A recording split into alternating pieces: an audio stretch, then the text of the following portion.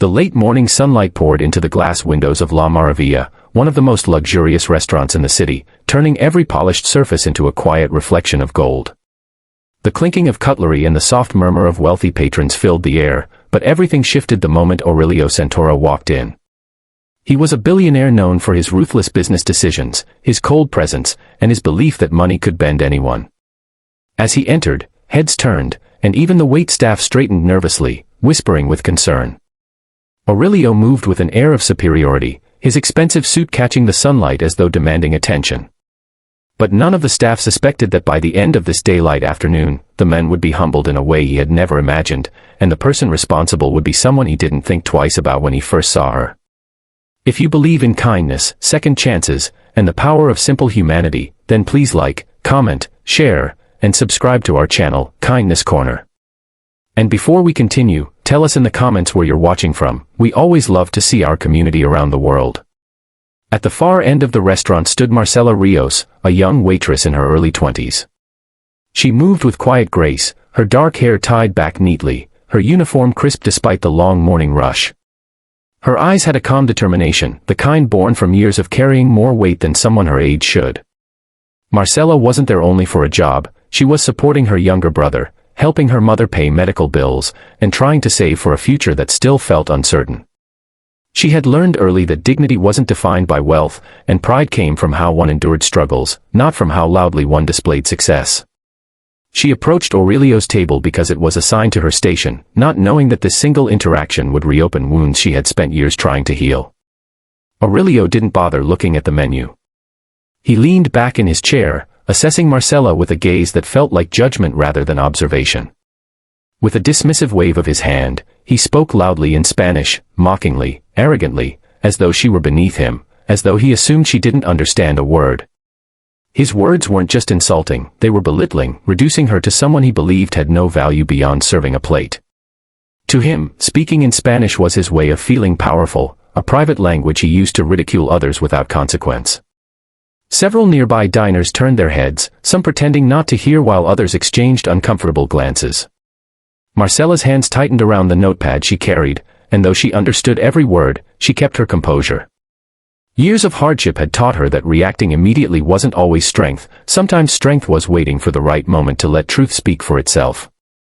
She had grown up speaking Spanish as her first language, but life had taken her far from the communities where it was common. She learned English quickly to help her mother navigate hospitals, workplaces, and a world that didn't wait for people like them. But in all that time, she never forgot who she was, nor the language that carried her childhood, her sorrows, and her hope. Aurelio continued speaking with sharp disrespect, making assumptions about her intelligence, upbringing, and worth. It wasn't only rude, it was personal, hitting wounds she carried silently. Marcela stepped forward, her voice steady as she responded in perfect, fluent Spanish, addressing him respectfully but firmly. She spoke in a tone so clear, so calm, and so unshaken that the entire table behind Aurelio went silent. Conversations around them softened as more diners turned to see what was unfolding. Aurelio froze mid-gesture, his eyes widening in shock. The arrogance in his expression shattered instantly, replaced with disbelief and embarrassment. He had expected ignorance, instead, he was met with articulation, confidence, and dignity far greater than his own.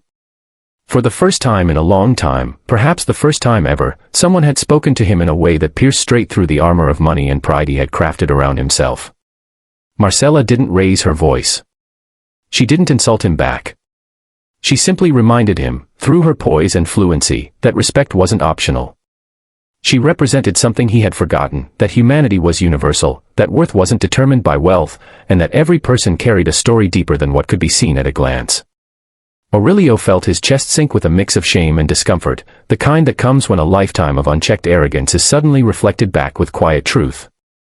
As Marcela walked away from the table to place his order, a whisper of admiration traveled among nearby diners. Some nodded toward her, others gave small smiles. A few even looked at Aurelio with disappointment, silently urging him to reconsider the man he had allowed himself to become. Aurelio sat there, unable to regain the air of dominance he had entered with. He watched her move through the restaurant with a grace that made his earlier behavior feel even more childish. Something inside him began to crack, not from humiliation alone, but from a realization he didn't expect. He had been raised speaking Spanish too. In fact, hearing her speak reminded him of days spent with his grandmother in a small village before wealth consumed his identity.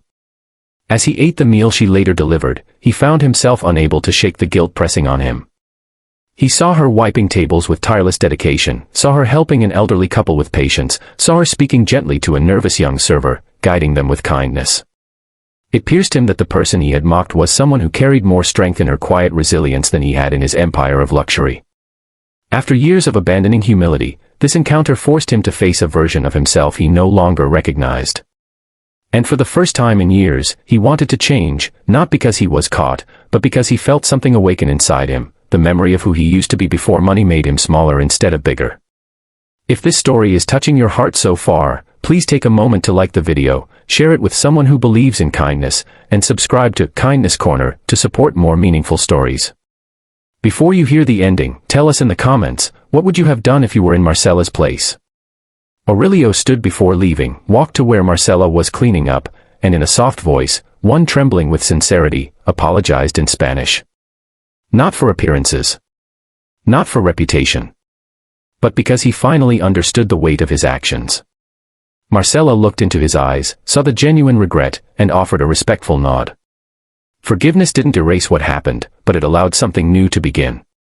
Aurelio left that afternoon humbled, carrying a lesson that no amount of wealth could have purchased, and Marcela continued her shift